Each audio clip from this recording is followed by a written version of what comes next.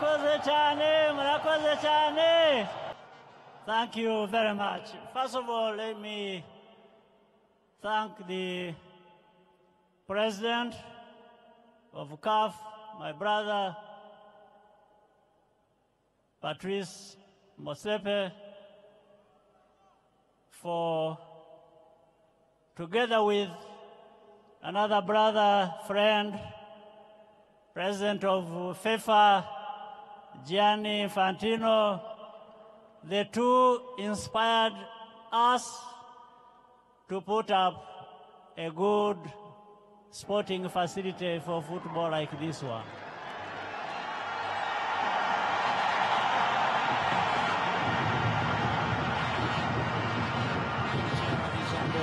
Dr. Motsepe akaba perezida w'impuzamashyirahamwe w'umupira w'amaguru no ku Rwanda Africa CAF, aho yashimiye nyakubahwa perezida Paul Kagame.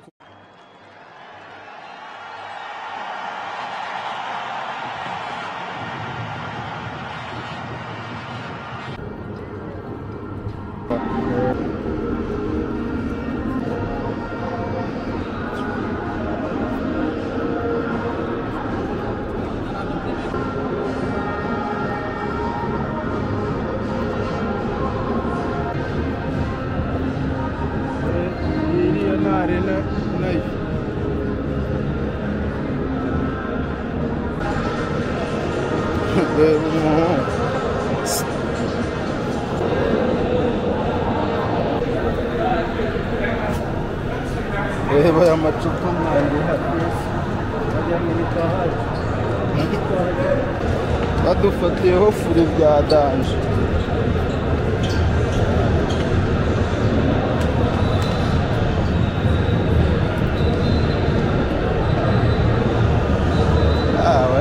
Tube tuyizenguruka cyangwa tubanze turebemo imbere. Ubona se inzungu ziri umuhumuro wazo, ahubwo se ko bene hari bwuzuranira raza ice cream.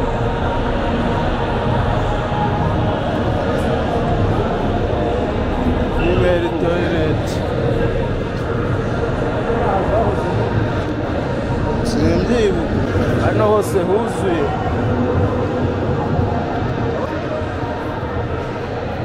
Food and drink.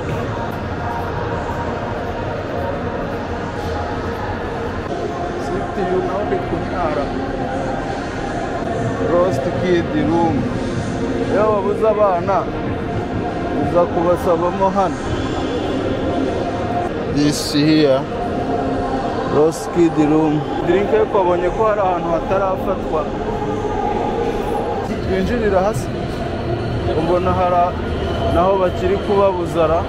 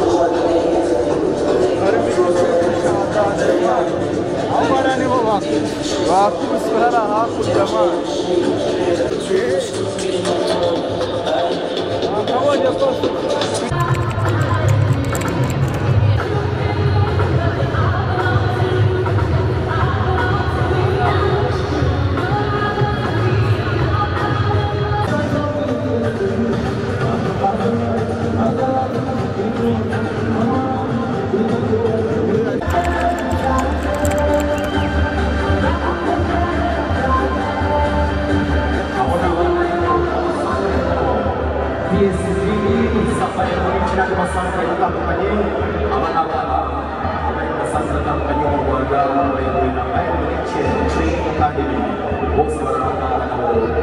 reka tubahuje ahasaba aho ejo ndavuga ikibuga nk'iki ngiki barakaza neza tujye tamusiga n'ubundi ndetse n'inzira mu kanya turatangira na wema y'amakipe yombi aba asoza mu kanya ariko reka tube dusangiza ibyishimo na tamusiga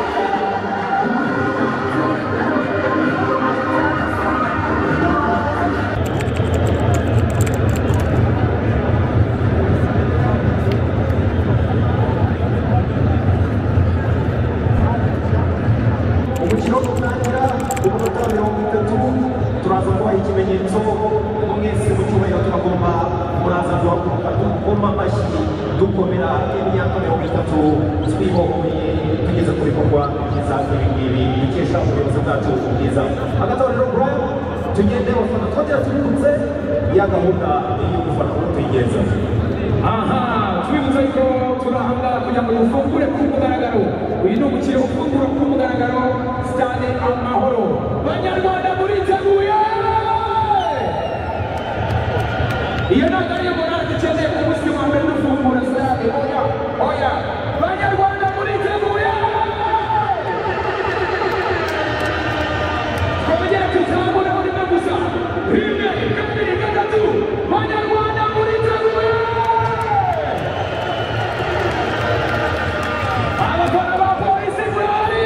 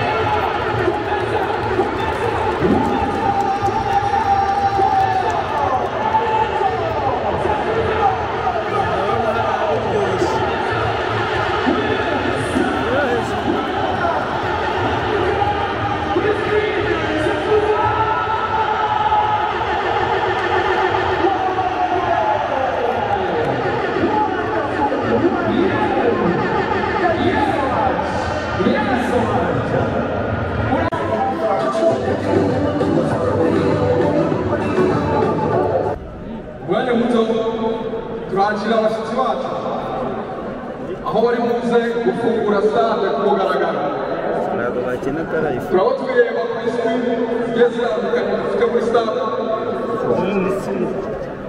ribaza nagira ngo mufashe tubakire neza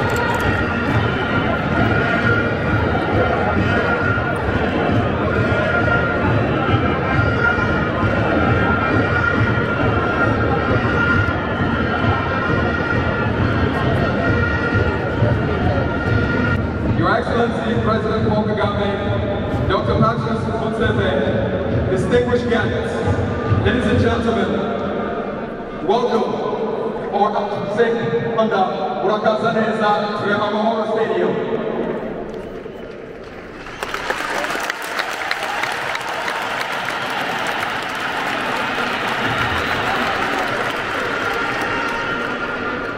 Hello, Kagame, hello. Hello, Kagame, hello. This is one of the most beautiful, one of the best stadiums in Africa and in the world.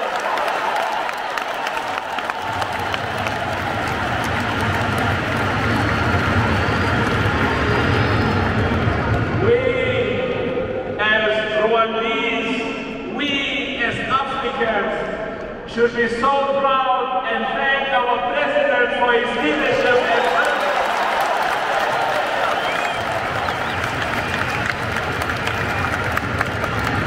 and the next time I come here, I want to see the national team of Rwanda playing against the best national team of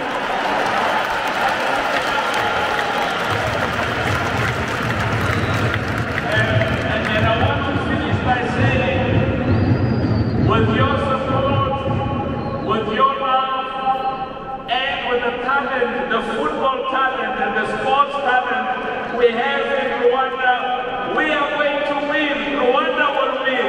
Rwanda will be one of the best. I just want to say to my brother, President Kagame, thank you for your commitment, thank you for your love, thank you for your sacrifices to improve and to make the lives of our people in Rwanda amongst the best in Africa. And this beautiful stadium is a reflection of your love and your commitment to Rwanda and the people of Rwanda. Thank you very much, my brother. Thank you very much, Dr. Motsepe, for your opening remarks. Now I would like to invite Your Excellency for your remarks. Thank you, sir. Hello!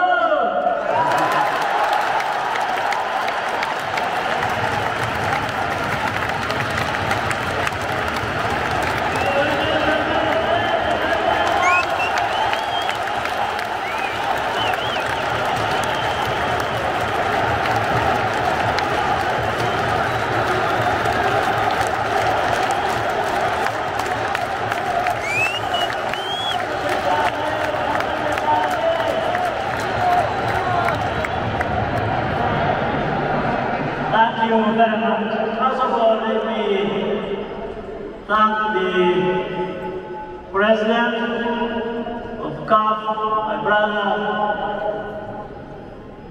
Patrice Motsepe,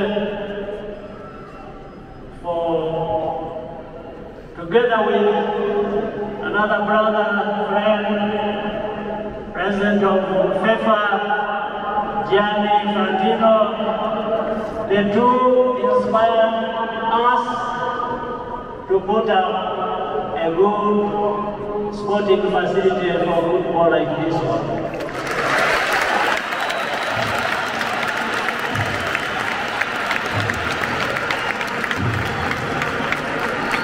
They've done many things to support Rwanda and our other brotherly African countries, and of course beyond, to raise the kind of football through availing this kind of facility to many countries so that the young people of Africa can have where to develop and exercise the huge talent we have on our continent.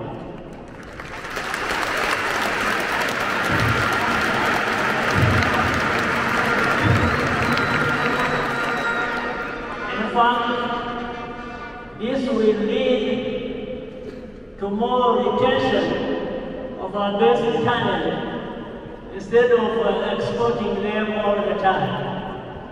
But people will still remain free to go wherever they want to be, but they can also look to home for such retention and development of what they want to do. So Patrice and all of you, I want to thank you for this day, a great day for us, for Rwanda and for football, and we will do even more and try to do better.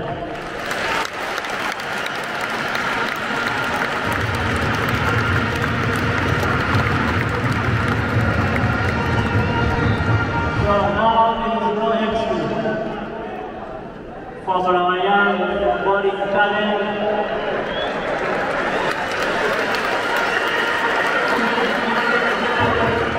They have to work hard, and let's be counted among the best on our continent.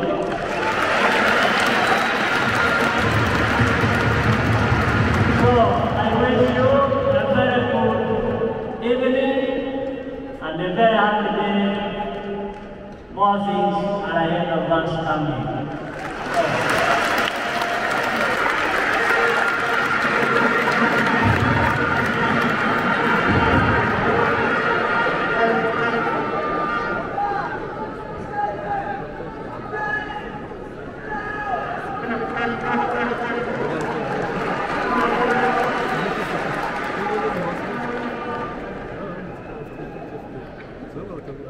Yes. Now we're moving to the most exciting part of the event, right after the picture.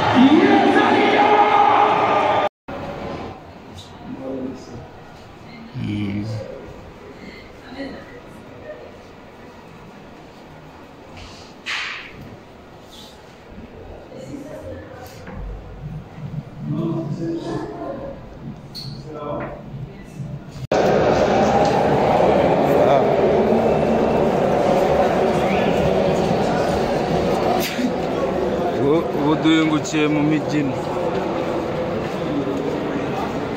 ako ndabeshya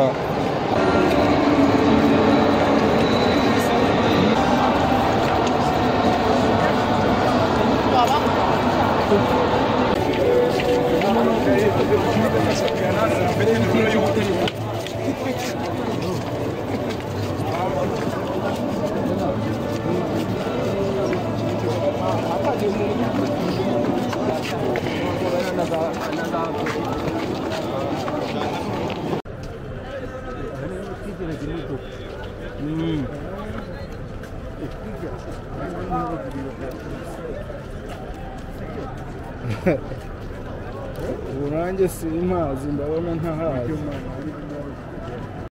ewe nawe bose baranza